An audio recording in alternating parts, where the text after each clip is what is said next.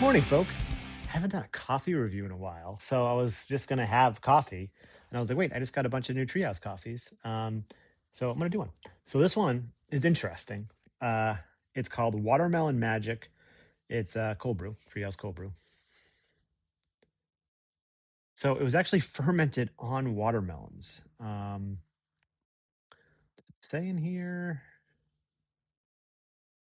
Uh, yeah, the coffee is depulped and dry fermented, not only with watermelon fruit itself, but with an additional dehydrated fruit glucose.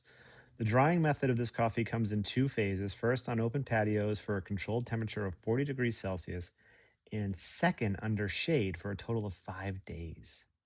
Um, from Colombia, region of Quindío, it's produced by Finca El Placer. Watermelon co-ferment is the process. It's a Caturra varietal elevation of 1800 MASL. Don't know what that means. Meters above sea level. See, first coffee of the day, so it took a minute. Got it in my fellow glass. I'll probably put ice in it later, but for the sake of the review, I will leave it. Cool can art. You wouldn't believe what it looks like below this to get this high. There's like an Uno game. There's a puzzle. There's the Invincible compendium that Kyle over at No Hype lent me. There's a copy of Charlie and the Chocolate Factory, the Amazon Christmas catalog. Yeah, it's only October and the Amazon Christmas catalog's out, but I guess that makes sense because it's almost November 1st, and that's usually when Christmas season starts. Anyways, yeah, that happened. Anyways, it's murky brown. I just washed this glass. It's double walled, so it looks maybe a little darker. It's got in the light, you can see through it. It's like an amberish hue. Amberish hue. It's got a nose.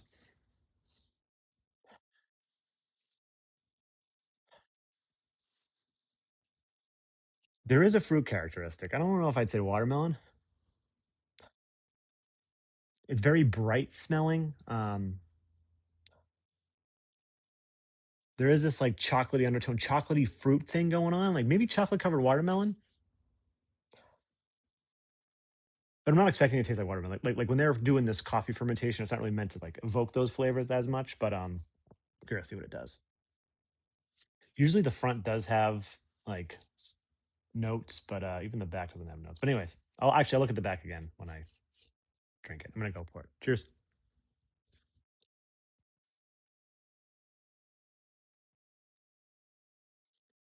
As a consume by date. Oh,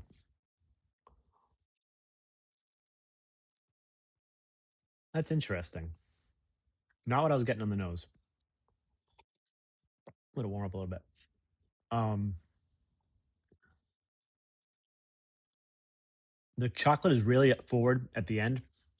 At first, the very first sip, when I was like, "That's interesting," it almost had that like, the oniony flavor you can get from like an IPA sometimes, like a West Coast. Not there anymore, but that's like the weird. I got that in the first sip, but this has like chocolate. It's still very bright. It's very refreshing for a cold brew. That's something I don't think I've ever actually used as a term for cold brew.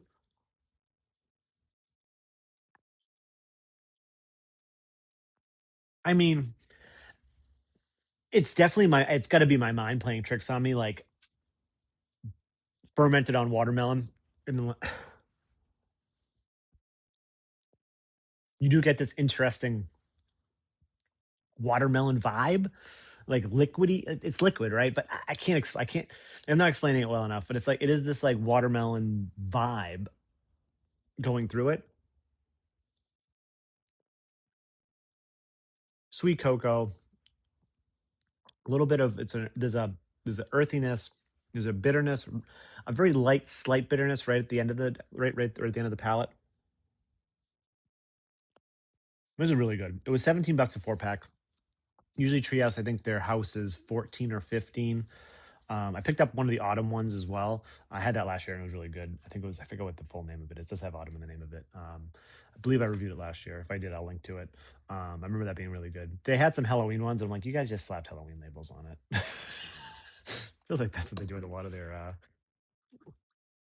holiday beers. Evil Julius, Evil Haze, Evil Green. It's like you just extra hopped it. You didn't put any holiday spice in it. I don't know how it would, but anyways, this is really good. I would buy this again, even for a 17 a 4 pack. It's very well made. Given the process, I'm sure it's not cheap to make. Um, Tasting notes on here.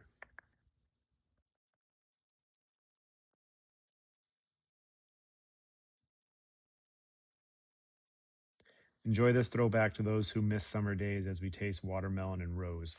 Rose. All right, so I'm not that crazy that they actually said they tasted watermelon.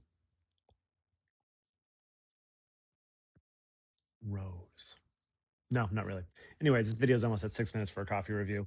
Down in the comments, if you had this, what do you think of Treehouse coffee in general? What's your favorite Treehouse coffee? Let's have a conversation. Nerdsense.net from there, all of our social media spots. And thanks everybody for watching. I'm Sean. This is Nerdsense. Cheers, folks.